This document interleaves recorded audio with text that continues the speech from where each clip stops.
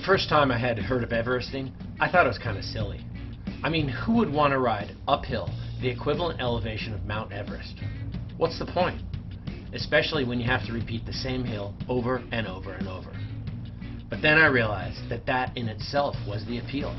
The monotony, the repetitiveness, the boredom. Not like downhill cycling, which is just pure fun. Sure, that's technically hard, but the payoff is the thrill. In this case, it's the 8,848 meters of uphill. It's really remarkable because it's all struggle, it's no fun. And to me, there's virtue in that. We set out on June 24th, 2021 at Singapore's Mount Faber. There were 9 of us, all ready to tackle the whopping 42-meter hill. We'd have to summit this thing 211 times in order to reach our target, with at least one of us going for more to hit 10,000 meters. This being Singapore, the roads are pretty much immaculate, and lined with streetlights, it wasn't as hard as some of the off-road or remote attempts people do in other countries. And it wasn't particularly steep either. With an average gradient of just under 7%, a few of us were able to really fly up the hills in a respectable, bigger gear.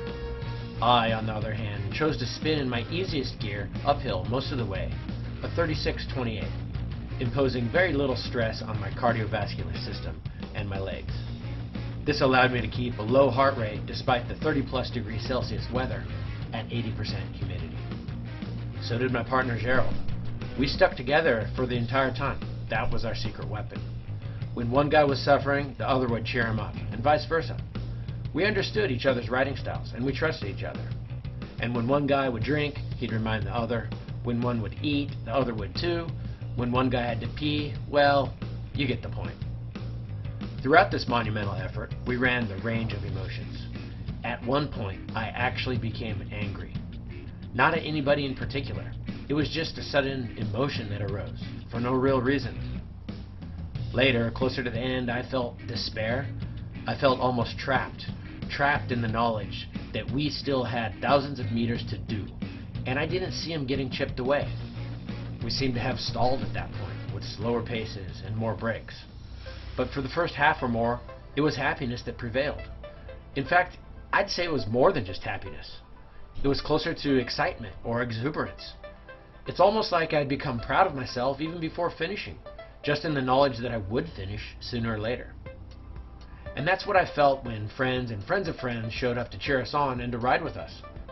I was happier than ever, totally unlike how you feel in a race where your pace, power, and heart rate are all maxed out, and you have no ability to be happy.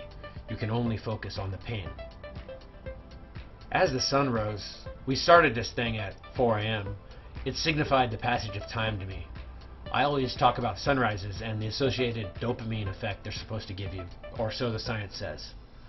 And I love the feeling of resetting, restarting, rebirth. This is when the other cyclists started coming out. I counted up to 70 of them climbing that 600-meter stretch at one point, and many more descending with us. Some were doing loops with us, others on their own rides. But as the hours passed, those cyclists faded away, and we were back to the usual faces. Every 18 laps, or approximately 90 minutes, Gerald and I stopped for a drink, a leak, a gel. The onigiri he brought was amazing, especially covered in soy sauce. And turned out we each bought a full bottle of soy sauce. Our friend Ming Wei, what would we do without him? He ordered food and drinks for us. At one point, he had put iced coffee from Starbucks in one of my bottles and handed it to me at one of our innumerable summits. Now, I don't usually like sugar in my coffee, but despite him wisely making it sweet, good move. I didn't even taste it. That was odd, but I was happy.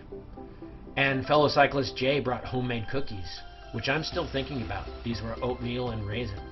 He generously shared them with us, and they sure beat the Snickers and Mars I had lazily acquired at some mall. But it was the hot fried rice that we had at around 7 p.m. which really hit the spot. Thank you, Mingwei. It was maybe not what you'd call a performance food, but it really rejuvenated us. Again, the sun setting at that time was another visible sign that we were making progress, at least in my mind. With the sun set and the temperature dropping, we knew all we had to do was push through most of the night and we'd be home free.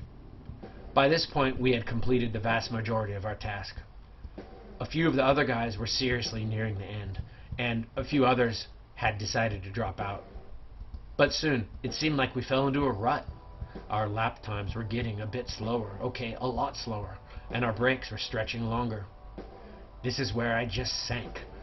I was desperate to push through, but tempted by the lure of the car and the food to take a break. One rule I had, however, was not to ever sit down during a break. I didn't think I'd ever be able to get up again. And in those darkest hours, both literally and figuratively, we stuck together, Gerald and I, with Mingwei faithfully supporting us from our car. And slowly but surely we ticked off the laps. 190, 195, 200. We took them 5 at a time, trying not to think too far ahead. 205, 210, and finally 211. Soon enough, nearly 23 hours after starting, and 19 hours and 38 minutes of riding, we reached that elusive number, 8,848 vertical meters. Now I knew the appeal, the draw, the attraction. So if you think it's silly, like I did, try it, and you'll see it's as rewarding as anything you've ever done.